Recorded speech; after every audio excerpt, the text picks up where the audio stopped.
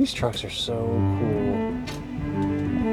So yeah, when Dad was running this, he would run this sometimes Florida to Maine. No bunk, sleep across the seat.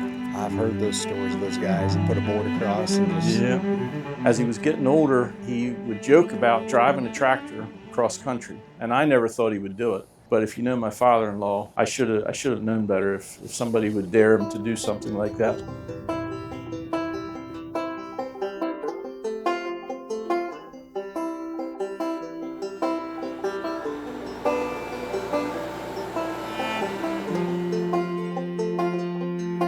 So we flew into Harrisburg, PA. We're it's been about an hour drive east, and I think we're on the west side of Philadelphia. We're getting ready to see Earl R. Martin Inc., and really excited about this one. They actually submitted an application to come out and do this video shoot, which is pretty cool. They wanted us to come out and do this, but they've been on BulkLoads, I believe, since 2010 or 11. Really cool company.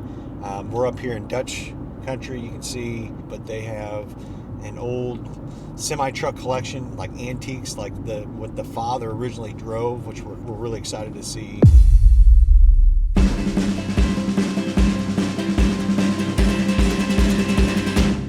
I'm Earl Martin Jr. My dad's Earl. I have a cousin Earl that drives here, so it gets complicated when they say, "Hey, Earl," because you don't know who you're referring to. So, is there a town right next here called Earl? East Earl. East Earl? Yep. I was getting confused on the way here. A lot of Earls. So it's very confusing. It's East Earl Road, Earl R. Martin Inc. Okay. Earl Jr. I thought I was going crazy for a second. Thanks for having us up here. Man, love this area. We picked a beautiful day to be up here. Tell us where this all started. Well, thanks for coming. We're honored to have you. My dad started back in 1965. He bought his first truck. Was hauling sand and stone, running local, and yeah, the short version is just grew from there, got more into the ag industry. We were at our old location about a mile east of here for over 50 years, and about 8 years ago, this coming June, it'll be 8 years that we were able to build this new facility, so we're blessed to be able to have that. Transportation, truck repair. This family business, you're second generation. Correct. Is there third generation involved too, right? There is. I have 4 children, 2 boys, 2 girls, and my 2 sons just joined the business the beginning of this year, beginning of 24. Awesome. So third generation is slowly easing into it. Right in. Oh, awesome. So this is a little bit of a trip down memory lane for us.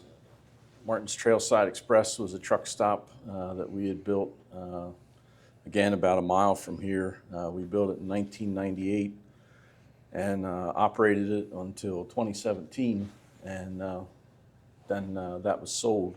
Got a truck from each division and lined it up, and so we thought we ought to put that on our wall sort of as a keepsake of some good memories of the past. But it's been sold to? It's been sold. Turkey Hill is the company that bought it. They're owned by Kroger, which is owned by, I'm not sure now. There's been a lot of transition. Okay. And sadly, it was once a thriving place, but it's dirty and it changed quite a bit since we had it, so it's not the place that it was. But this month, it'll be 5 years that we sold petroleum and propane, and that was a great business for us. It was fun. We did it a long time, had a lot of great customers. And if somebody would have told me 7, 8 years ago that we would be selling it, I'd have never dreamt it, but it was a God thing. I mean, myself and several other the key people involved in it, we all got to a point where we were just feeling like we're not sure if we're called to keep doing this, and there was a lot of change in the industry, a lot of mergers, acquisitions. Turned out we put some quiet feelers out and found a buyer that was interested, and we had no idea COVID was right around the corner, and there's that was some a blessing in disguise. Huge. I'll show you my dad's office here. I'll show you a picture when we surprised him and Mom. He said when we built this, he said he didn't need an office, and I said that he absolutely is going to have an office, and when he can't use it, it's going to be a memory room. But Anyway, I got a picture of him and my mom and Dad's first truck, the old needle nose 65 Pete at home on the farm there. So he was. What year was this when this was taken? That would have been about 2016. Okay. So about 8 years ago. Yeah. In 1958, when Dad was married, that was his brand new dump truck he got driving at a local quarry.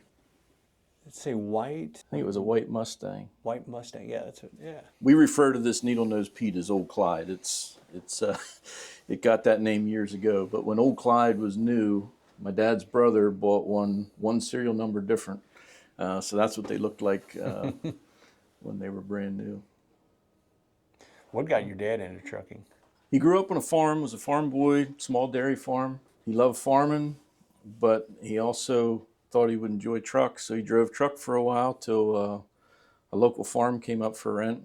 And so he got into farming. He farmed for 2 years, and then that farm was sold, and it went for more than he was able to swing. So he decided to go back to trucking, and the rest is history.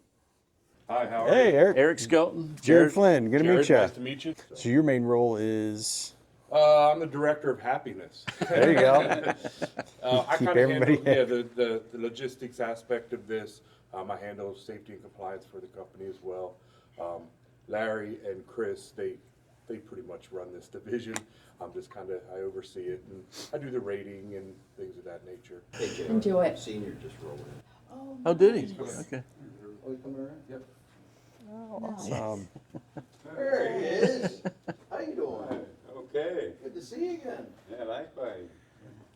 Time to Got start your- around a little bit Got your again. buggy all ready to roll there? Yeah. Nice. I see you didn't modify it with any lights or anything yet.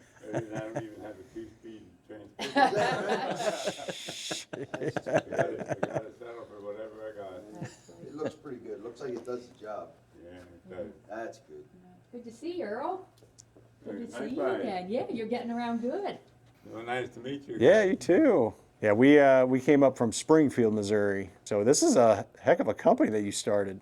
Yeah, the Lord blessed me with good people, and we tried to serve our customers well, and it was good to us. They said they have a lot of hard questions, and I said, you're the only one that can answer it. You're the one that knows it. They don't have to be too difficult to be beyond me. What was your favorite part about all this? Was it the driving? Was it the new people, the employees? Well, one of the things I really enjoyed was back when it was just me and a couple of drivers. I really enjoyed at the end of the week to sit down and do the bookwork. Before the days of computers, I used to just have a handmade spreadsheet where I'd break the expenses down and try to come up with the excess over expenses for each truck and see which. I really enjoyed that, but I found out as the company grew, some of the things that I enjoyed the most, I had to give up to take care of some of the things that weren't that fun. Yeah. But you enjoyed the numbers, the data, looking at Yeah, to I see enjoyed that, yeah. What would you say to all the young, the companies that are starting today? Because you got, we're seeing it right now, this generation of the boomers that are getting out of trucking, and people got to come back in and replace this, right, wrong, or indifferent. But what's your advice to the young companies coming up and starting in the trucking industry?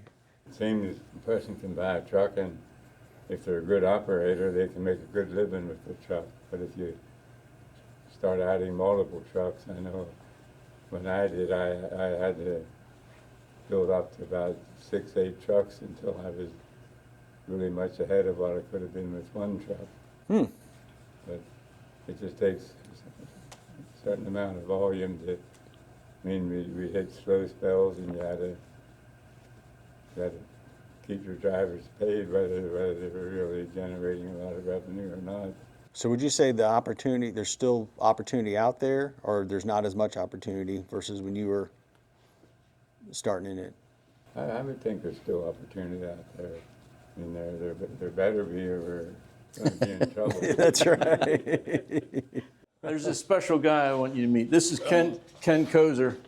Ken's been with us over 50 years. Jared Flynn, good to meet you. He has over 5 million safe miles, and he trucked for us till, help me out, about 17 when we came in. Yeah. And so now he still has a CDL. He'll still jockey equipment for us if needed, but he helps out around the shop running parts, and A lot of wisdom, a lot of advice. When we don't know what to do, we go to Ken. I'm sure. You know he's stretching it now a little bit, guys. So. But anyhow, yeah, it's a pleasure to work for the Martin family all these years. That's awesome. Yeah. Congratulations on 5 million miles. That's huge. How many people do that? Not too many. Not too many. No. That's insane. No, and Kenny and I share love of 359 Pete's. That was always his John Deere tractors and 359 Peterbilt. Yeah. Pardon the Fun noise. stuff. Clean shop. Well, thanks. We try hard to keep it clean. Yeah. Super clean. So you met Ken Kozer in there. He's one of the guys that it takes everybody working together to keep things clean, but it's so much more efficient, safer, enjoyable, whatever. I mean, all the above. Oh, yeah. We have folks that we work for regularly who do their own general maintenance, just bring the extra bigger stuff to us. We have individuals, small fleets that rely on us to do 100% of their maintenance. We have folks that just bring their trucks to us and say, hey, just look over it. I've been maintaining it, but I want somebody, a little more professional to just eyeball it and give me feedback. So you might recognize some time ago you interviewed Colt Sharp Farms. Is this One truck of- in here? yeah, we work on his truck, I so see. Yeah. that's sitting over there. I smiled this morning because I didn't know it was going to be here, and I thought, that's a coincidence. But I didn't take a picture and text it. How do you do on recruiting? How do you find mechanics? we try hard to take good care of them. We're in a good spot. Obviously, we hire for skill, but the culture is important. You can have a very skillful individual that if it's not the right fit, it's not going to work. Yeah. And that's no disrespect to them. It's just our culture is very important to us. Yeah. Ken, I'll introduce you one of my other boys, Taylor. Hey, Taylor. Yeah, Jared This is Flynn. Jared. Good to meet you. The other thing in our old shop, everybody was so tired of carrying containers of oil, antifreeze, windshield washer fluid, you name it. So we decided that if we build a new shop, we're going to have drop-down lines for every bay. So we have everything from windshield washer fluid to your oils to grease to air. When you think about just long-term efficiency, how much, I mean, if you really can't scale, how much time savings, like you start mapping it out. It keeps hoses and cords off the ground, so tripping hazards are not eliminated, but it's reduced. Yeah. Back issues because, guys were carrying jugs of this, and so it does really made a huge difference. Three big record trucks? Yeah, 2 of them are set more for like tractor swaps, just towing road tractors, long distance or something like this. But this loaded triaxles, garbage trucks, that type of thing, accident recovery. We had a couple at our conference. They're down out of Wichita, Kansas. But if I remember right, they were seeing like one of these trucks brand new, like more than $500,000. Oh yeah, I mean, to get they're pricey. Yeah. This is a 2014. It's not. I didn't buy it new. I bought it. It was actually in the Florida Tow Association show in 2014. But we bought it when it was a couple years old. But it served us very well. Yeah, we have our spill. We call it our spill trailer here, but we have it set up to go out on accidents or recovery stuff. Pumps and drums and. Oh, wow. Yeah, we can pump out fuel tanks and, if it's leaking oil or stuff.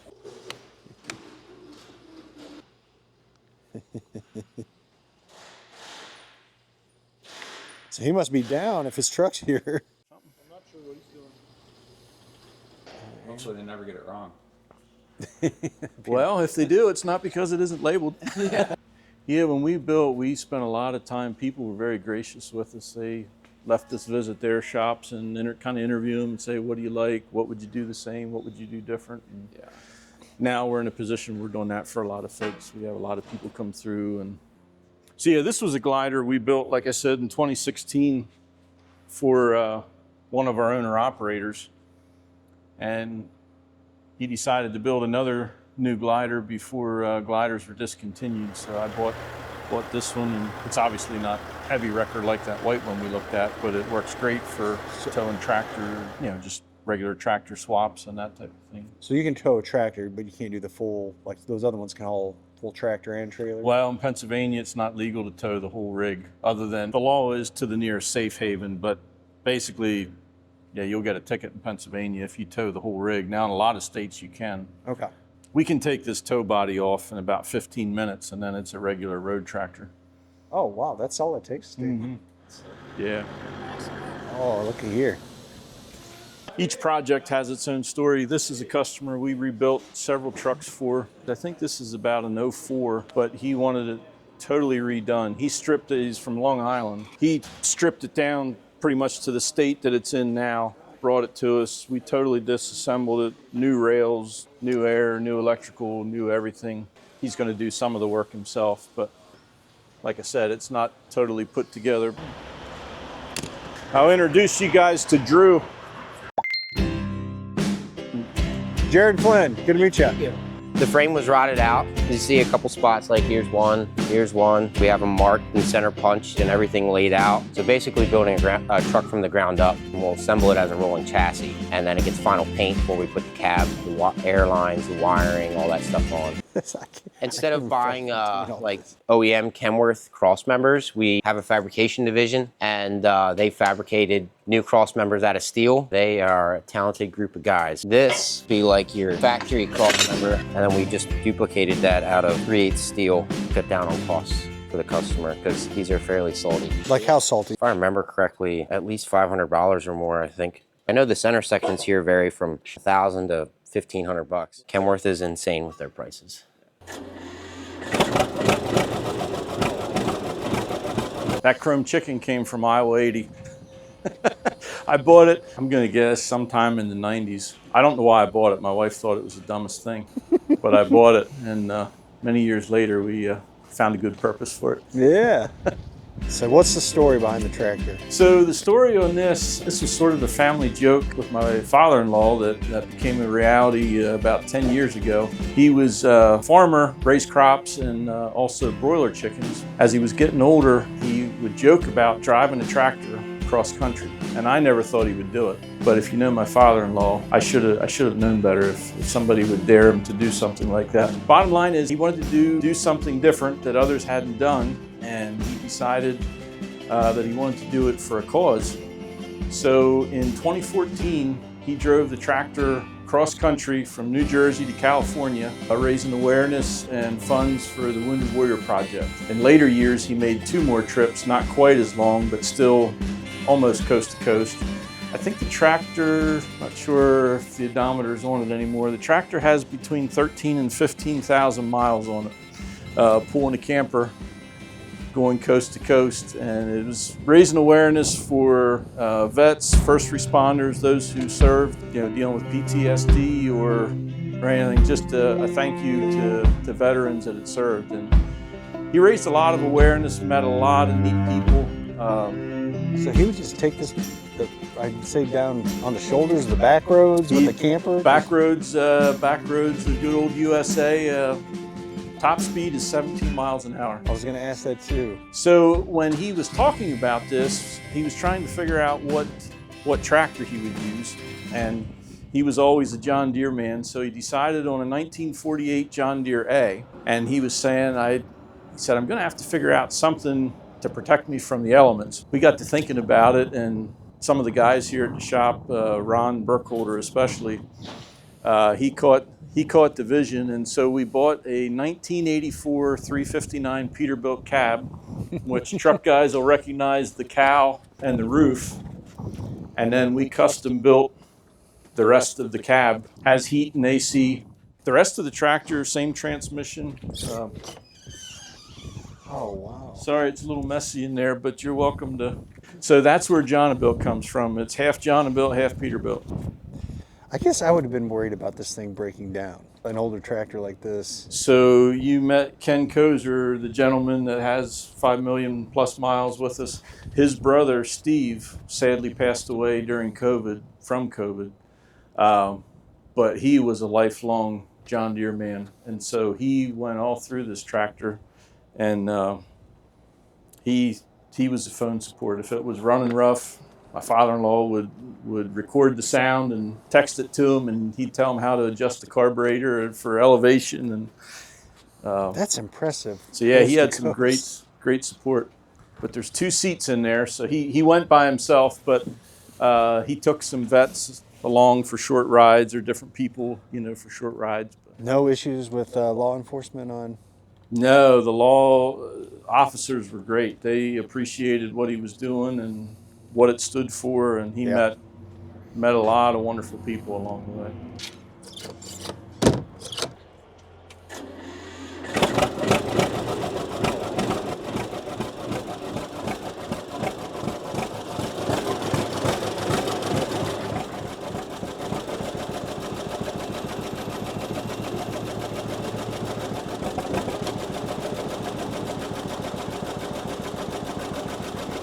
Tires are on backwards. They are. They ride better that way?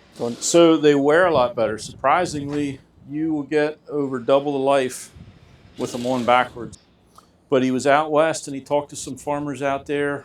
I might not have my facts 100% straight, but there was some type of protest many years ago where a bunch of farmers drove their tractors an extensive amount of miles to protest something, and they figured out that the tires wear a lot better with them being Flip them flipped. around.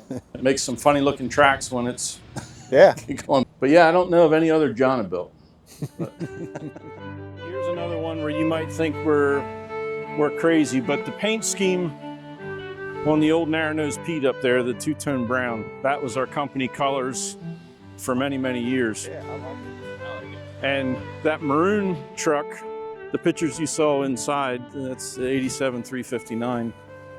We redid that in 1999 and took the bunk off of it, made it a day cabin. We ran it in petroleum and propane. And my son, he wanted to drive one of the same trucks that I did in the early years, so we put the sleeper back on. That sleeper is the original sleeper, original paint. I had it stored in my barn ever since '99, and this spring we put it back on the truck. So some people are like, why in the world don't you paint that thing? And I'm being a knucklehead. I'm saying I don't want to spend the money to paint it. I like it just for sentimental purposes. So that's why she's a little mismatched. One of one. So there you have the newest and the oldest. Dad's first truck and a brand new EB trailer we didn't put in service yet. It's ready to, just got it ready last week, and Oh, nice. we'll put it in service later this week. At one time, for many years, we were primarily dump trailer. We hauled a lot of fertilizers with today's requirements and washouts and not mixing products and that type of thing. We're primarily just pet food ingredients. I don't like the way the rear axle lifted. Looks as good as the front axle lift, but it rides better and With it done with the rear on the of that? back. Yeah, Huh. surprised you wouldn't think it would make a difference, but it does. I guess I never thought about it because typically you see the front The axle. front, yeah. But no, EB builds a nice trailer, and then we customize fair amount. We move all our valves and stuff. We build the box. EBs will put stainless on themselves. We made our own. Dump valve and all the valves and stuff we put in the weather tight. So you guys, these are all permanent vibrators versus the. Yeah, we put 2 permanent on each hopper. We're goofy, but we change it up a little bit. A lot of hoppers, basically all hoppers, have the tarp crank across the back. Just goofy, but I like to keep the back end clean, so we put a dump trailer setup on the side. Nice. So you can. Yeah. So there's nothing wrong with the way they do it. It's just nice to clean up the. Keep the bag nice and clean. Oh. You might see a lot more people running this setup after this video. Appreciate how did they get that? Yeah. And then that stuff, like we'll etch people's names in their sneakers and just little stuff to be different.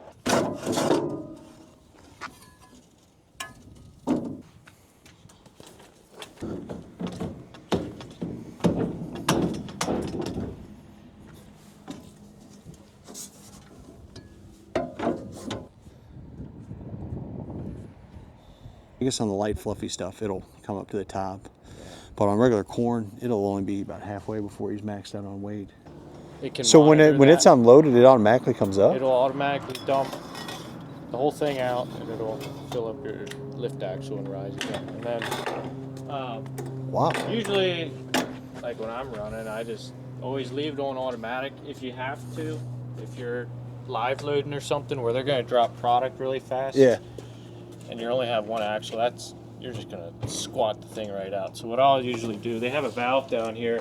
If you're live loading something heavy quick, I'll hit that and it'll keep the axle down. But most of the time, you just leave it in automatic, and if you're loaded, it'll go down. If it's empty, it'll come up for you. I didn't know that. I always thought that they had to manually do that. That's Most trailers are that. okay. Huh.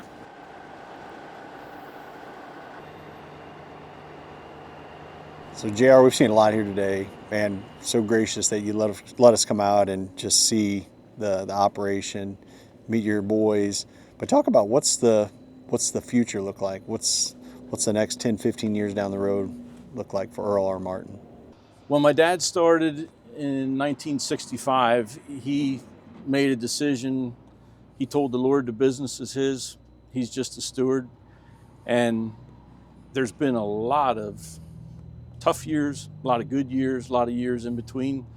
But through it all, he always felt, led to grow at different times, to pursue different things. And it's kind of hard to explain how all that works.